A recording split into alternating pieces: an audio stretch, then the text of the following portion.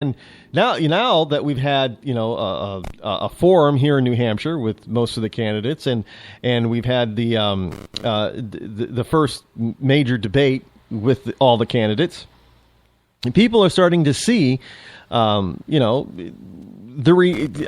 some of these candidates or all the candidates can act and react to various stimuli. Read that as questions and listen to their answers. And I got to tell you. There were some winners in the debate, and there were some losers in the debate. Now, if you just now, frankly, I know if you look at some of the polls have it all over the place, about who won and who didn't win, that type of thing. But I got to tell you, if you look at the polls now, I can tell you that there were some clear losers in the debate. And what I mean by losers, as far as is either gaining or losing support from the Republican voters, the Republican voter base. And I got to tell you that people like, obviously Jeb Bush didn't do himself any favors. Let's put that out there. Jeb Bush really hurt himself.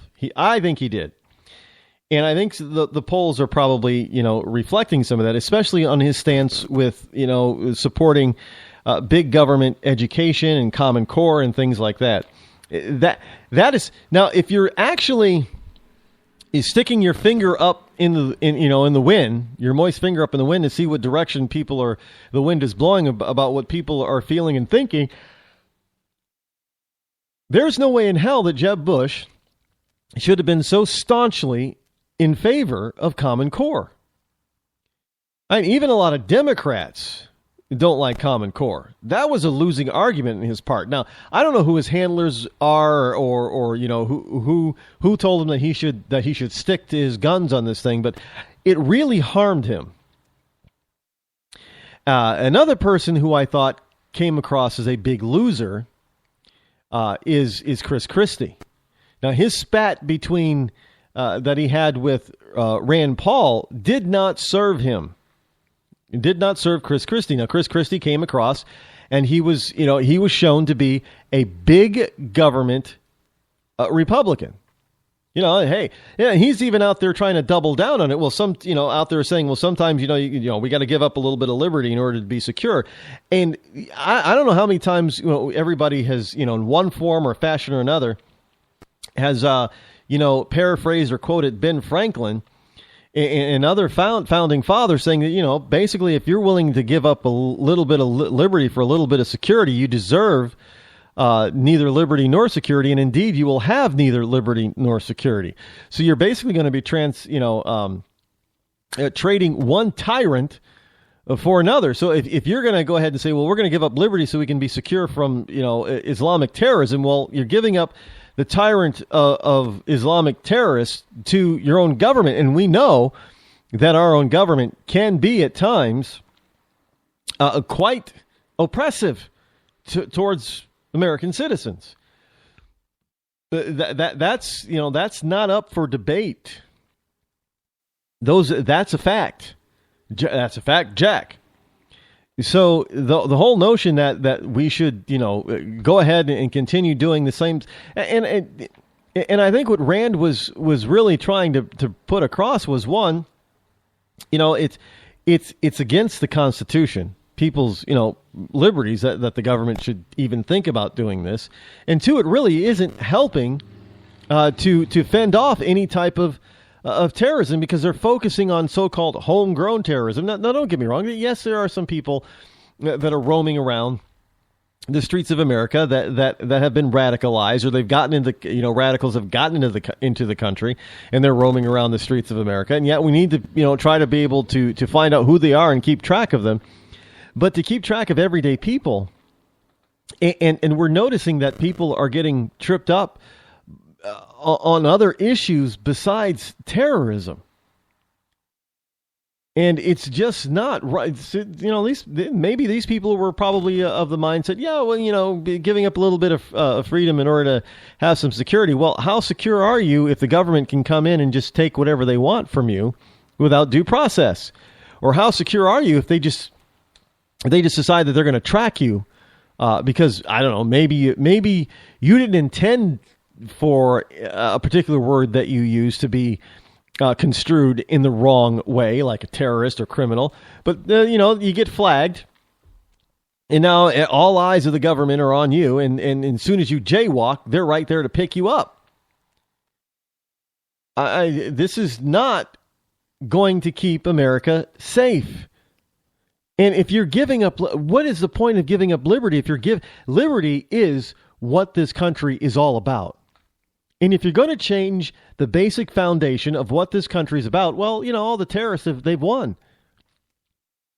They've won. It's no different than back in the McCarthy era. McCarthyism, well, we're gonna weed out these communists because we don't want. Well, part of that, if a person wants to be a communist, well, that's his right as being an American citizen and being able to spout, communistic governmental beliefs if that's what if they want to foster. And to have the government come in and say, well, now your life is going to be ruined because you're a communist pinko bastard. Well, that's wrong. That was wrong, and it still is wrong. Now, we may not like communism. We may, loathe it with every fiber of our being. But let's face it, if you're going to restrict one person's right to believe as the way they want to believe, well, then eventually you're going to have the same right of yours restricted or eliminated. And this is just logic. This is historical, documented fact, and it is just logic. When you start eliminating one group's liberty and freedom, then eventually it moves on over to just about everybody else. And once that juggernaut starts, running, it's very difficult to stop it. But I must say that Rand Paul also didn't do himself any favors because he came up for the little bit of the exchange I caught with him a couple of times between him and Christie. Rand Paul came across as being a whiny child. He really did. So that didn't really do him. He didn't do himself any favors as far as I'm concerned. And I think we've seen the polls, and I do believe that, in most polls, legitimate, well, I don't know if there's any such thing as a legitimate poll because if you've listened to this program for any length of time, you know that I do not put my faith in polls. I'm not a big fan or believer in polls, but I do believe they can sometimes serve a useful purpose, especially when you start seeing, certain polls from the liberal mindset. And you put all those different polls together because, ABC will have one poll, NBC will have another poll, CBS will have one, and Huffington Post will have another, and that kind of thing. But if you start putting them all together, you can start seeing a certain pattern. And that can tell you a lot. That, one poll isn't going to tell you anything. I'm sorry, it's that one poll isn't going to tell you jack. But when you start putting a whole bunch of different polls together, you start seeing a pattern. And those patterns can be recognized and analyzed, and one can make an educated guess, if you will, about what is going to come out the other side of those all those combined polls. And out of these combined polls, we've seen that evidently Jeb Bush, Chris Christie, and Rand Paul, their support has either remained flat or dropped slightly. Where there are others who seem to have improved their support. Now, I know a lot, a lot of people were thinking, well, maybe Donald Trump, he lost that debate. He was just mean. Well, if you're looking at all the various polls, some polls have Donald Trump as being at 19%, and some have him at 20%, and some have him at 23%. I think I saw one that had him at 26%. But the whole point is that most of those polls show the Donald after the debate, his poll numbers did not drop. And in many cases, his poll numbers went up. Now, they didn't go up by much. Most polls showed them that they went up by 1 to 3 points, but that's significant. when you are looking at everybody saying that Donald Trump lost the debate, he didn't win, and he came across as being a bully, he came across as being mean, and the American people actually kind of seem to have liked it. Now, remember, the numbers that we've seen of people watching and paying attention to the debate, and that's just Fox numbers of 25 million people. That is not counting the number of people like myself who heard it or watched it not via Fox News channel. So any way you look at it, it was a huge win for Fox News, and some numbers put the total number of people listening, whether they're either watching it on TV or listening it via some other channel or avenue, at between 30 and 35 million people. That's a huge win for Fox. Now, with that said, when you start looking at all the different people that all the different polls that show that the Donald did not lose support, and you have that many people paying attention to the debate, that is significant. That is very huge news for the Donald. And, I got to tell you, he's not blind and deaf to this. I'm sure he's seen all the different poll numbers, and he's probably saying, well, look, I didn't lose any support. In fact, I gained a little bit, so I'm not going to back down.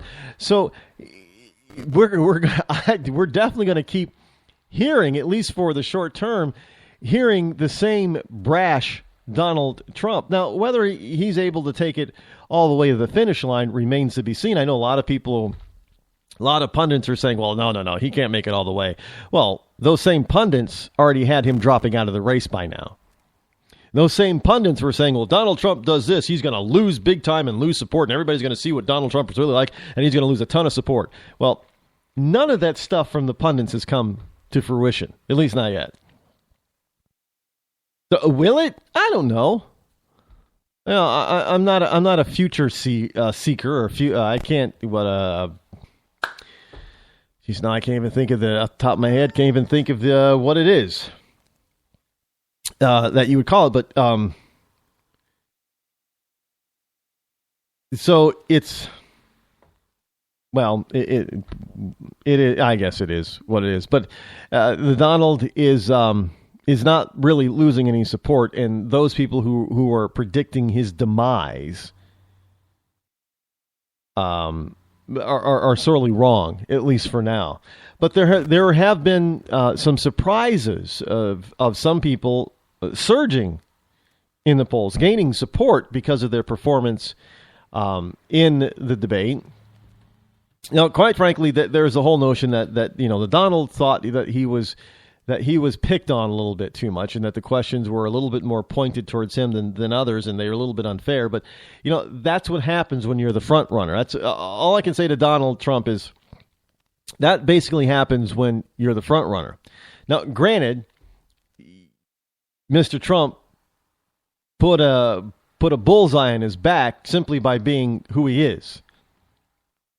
And even if he wasn't the number one in just about every poll out there before going into the debate, if he was in the top 10 or the top 5, he was. I think they were going to come after him simply because of who he is and how he holds himself. So, but I think there is some legitimacy to what Donald Trump was saying about him being, if you want to call it unfairly singled out. And, because other candidates were handled with kid gloves, but Donald was not, obviously. Again, that's what happens to the front runner.